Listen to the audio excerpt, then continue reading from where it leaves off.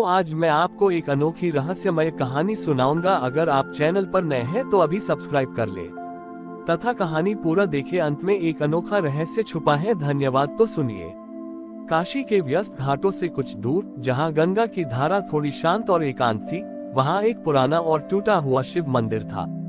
इस मंदिर में कोई भव्यता नहीं थी, बस एक छोटा सा शिवलिंग और छत से टपकता पानी। लोग अक्सर इस मंदिर को उपेक्षित जानकर आगे बढ़ जाते थे। इसी नगर में रेवा नाम की एक युवती रहती थी, जो अपने नृत्य के लिए प्रसिद्ध थी। रेवा का नृत्य केवल कला नहीं, उसकी आत्मा की अभिव्यक्ति थी। उसे नगर के बड़े मंदिरों और राजा के दरबार से बुलावा आता था, लेकिन रेवा को ये सब व्यर्थ लगता था। उसका मन सदैव किसी ऐसी जगह की तलाश में रहता था जहां उसका नृत्य केवल ताल और लय ना हो, बल्कि अर्पण हो। एक दिन रेवा भटकती हुई उस टूटे हुए शिव मंदिर के पास पहुंची। उसने शिवलिंग पर धूल और उपेक्षा देखी और उसका हृदय भर आया। उसी क्षण रेवा ने निश्चय किया कि वह प्रतिदिन संध्या काल में इसी मंदिर में अपना नृत्य महादेव को समर्पित करेगी। रेवा ने अगले दिन से यह नियम बना लिया। वह न तो साज सज्जा करती, न वाद्य यंत्र बजाती। वह केवल अपने नूपुर पहनती और उस एकांत मंदिर में शिवलिंग के सामने खड़ी हो जाती। उसका नृत्य भावनाओं का तूफान होता था, कभी तांडव की ऊर्जा, कभी करुणा की कोमलता। उसका हर पदक्षेप, हर मुद्रा महादेव के चरणों में एक फूल के समान अर्पित होता था। नगर के कुछ संभ्रांत लोगों ने जब रेवा के इस नए नियम के बारे में सुना, तो वे उसका उपहास करने लगे। ग्रेटर देन, देखो इतनी सुंदर नर्तकी ... एक टूटे हुए मंदिर में अपना समय बर्बाद कर रही है। ग्रेटर देन, वह राजा के दरबार में नृत्य क्यों नहीं करती, जहां उसे स्वर्ण मिलेगा। वह उस धूल में क्या खोज रही है। ग्रेटर देन, रेवा ने किसी की बात पर ध्यान नहीं दिया। उसका एकमात्र दर्शक उसका त्रिलोकीनाथ था। एक रात रेवा नृत्य करते करते पूरी तरह थक गई। उसका शरीर पसीना और धूल से सना हुआ था। उसने झुककर शिवलिंग को स्पर्श किया और सजल नेत्रों से कहा, हे मेरे स्वामी, मुझे पता है कि मैं एक साधारण नर्तकी हूँ, पर मेरा यह नृत्य ही मेरी पूजा है। इसे स्वीकार करें। वह वहीं फर्श पर लेट गई और नींद में डूब गई। उसी क्षण कैलाश पर समाधि में लीन महादेव के चारों ओर की ऊर्जा विचलित हुई। माता पार्वती ने पूछा, हे नाथ, आपकी समाधि में ये किस प्रकार का कंपन है। महादेव ने मंद मुस्कान के साथ कहा, प्रिय गौरी, ये कंपन मेरी प्रिय भक्त रेवा का है। उसका नृत्य संसार की सबसे बड़ी कलाकृति है, क्योंकि वह उसमें न स्वयं को एक हती है, न लाभ को। वह केवल मुझे अर्पित करती है। वह अपने ताल को आत्मा से जोड़कर मुझे भेजती है। महादेव तुरंत एक साधारण सन्यासी का वेश धारण कर उस टूटे हुए मंदिर में पहुंचे। उन्होंने रेवा को गहरी नींद में देखा। महादेव ने अपने हाथ में एक अति सुगंधित और कभी न मुरझाने वाले पारिजात फूल को प्रकट किया और उसे रेवा के चरणों में रख दिया। इसके साथ ही उन्होंने अपनी उंगलियों से हवा में एक अदृश्य ताल चक्र का निर्माण किया और उसे मंदिर के गर्भगृह में स्थापित कर दिया।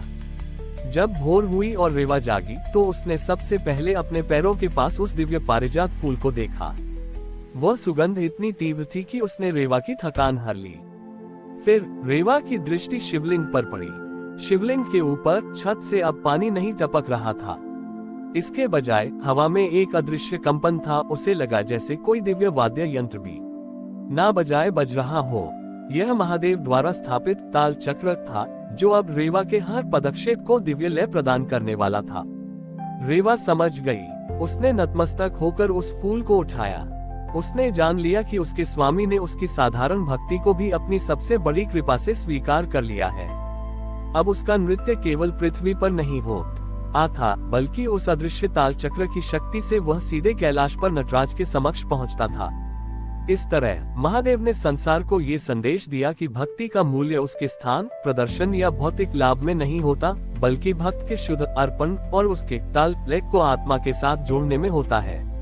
महादेव द्वारा स्थापित दिव्य ताल चक्र और पारिजात फूल का स्पर्श रेवा के जीवन में एक मौन क्रांति ले आया।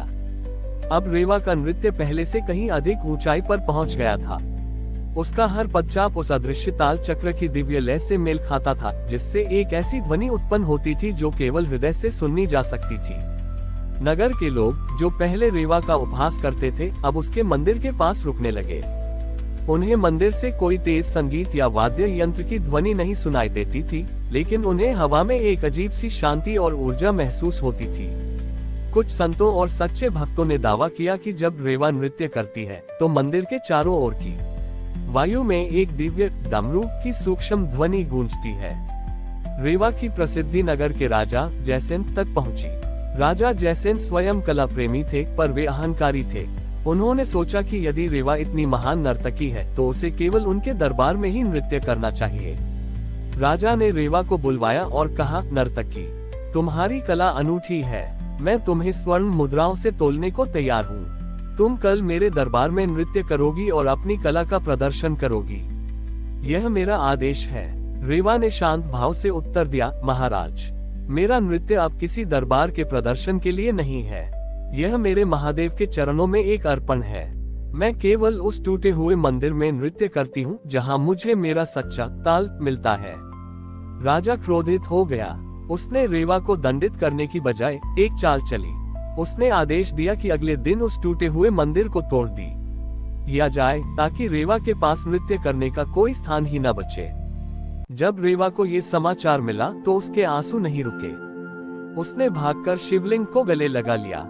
हे नीलकंठ, आपने मुझे ताल दिया, पर अब वे मेरा मंदिर ही छीन रहे हैं। मेरा अर्पण अब कहाँ होगा?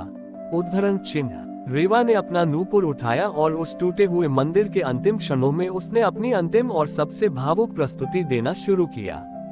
इस बार उसके नृत्य में कोई लय नहीं थी, केवल गहन क्रोध, दुख और समर्पण का मिश्रण था। जैसे ही रेवा ने नृत्य शुरू किया, महादेव द्वारा स्थापित ताल चक्र ने एक असाधारण प्रतिक्रिया दी। मंदिर के भीतर और बाहर एक भयंकर गूंज उठी। ये ताल इतना शक्तिशाली था कि राजा के सैनिकों के हाथ से उनके औजार गिर गए। उसी क्षण रेवा के पैरों के नीचे से धरती कांपने लगी और गंगा नदी की शांत धारा ने एक उग्र रूप ले लिया। गंगा का जल उछलकर मंदिर की दीवारों को छूने लगा। अचानक मंदिर के ठीक ऊपर आसमान में एक बिजली चमकी और महादेव स्वयं एक क्षण के लिए अपने विराट नटराज स्वरूप में प्रकट हुए। उनके एक हाथ में डमरू का ताल बज रहा था और दूसरे हाथ की मुद्रा में अहंकार का विनाश झलक रहा था। राजा जयसेन और उसके सैनिक इस दृश्य को देखकर स्तब्ध रह गए। उनके अहंकार और शक्ति का बोध क्षण भर में भंग हो गया। महादेव की शक्ति से राजा के द्वारा भेजी गई ध्वंसकारी शक्ति उल्टी पड़ गई। मंदिर की टूटी हुई ईंटें और पत्थर गंगा के जल में समा गए। शिवलिंग और उसके चारों ओर की छोटी सी जगह सुरक्षित रही। महादेव ने उस स्थान को अपने दिव्य ताल की शक्ति से चारों ओर से एक अदृश्य ऊर्जा के आवरण से घेर लिया। आकाशवाणी हुई, रेवा का यह अर्पण अब मेरा सनातन धाम है। जो इस पवित्र ताल को तोड़ने का प्रयास करेगा वह अपने अहंकार के भार से स्वयं नष्ट हो जाए। राजा जयसेन ने तुरंत रेवा के चरणों में गिरकर क्षमा मांगी। उसने उस मंदिर को तोड़ने का इरादा त्याग दिया और आजीवन उस स्थान की रक्षा करने का संकल्प लिया। रेवा को समझ आया कि महादेव ने उसे न केवल ताल दिया था, बल्कि उसकी भक्ति की रक्षा के लिए अपनी विनाशक शक्ति, संहार की शक्ति को भी उसके साथ जोड़ दिया था। उसकी सबसे बड़ी शक्ति अब उसका नृत्य नहीं, बल्कि उस नृत्य के पीछे छिपा उसका निस्वार्थ समर्पण था। रेवा ने जीवन भर उसी छोटे और पवित्र स्थान पर नृत्य किया जहां उसका ताल सीधे महादेव के डमरू से जुड़ता था और उस स्थान को ताल तीर्थ के नाम से जाना जाने लगा। हमारी और भी आध्यात्मिक एवं अनोखी कहानियां देखने के लिए हमारे चैनल पर जाएं तथा धार्मिक एवं पौराणिक अनोखी कहानियां हमारे चैनल पर है। कृपया जाके देखें तथा हमारे चैनल को सब्सक्राइब करके रखें और वीडियो लाइक जरूर करें। धन्यवाद।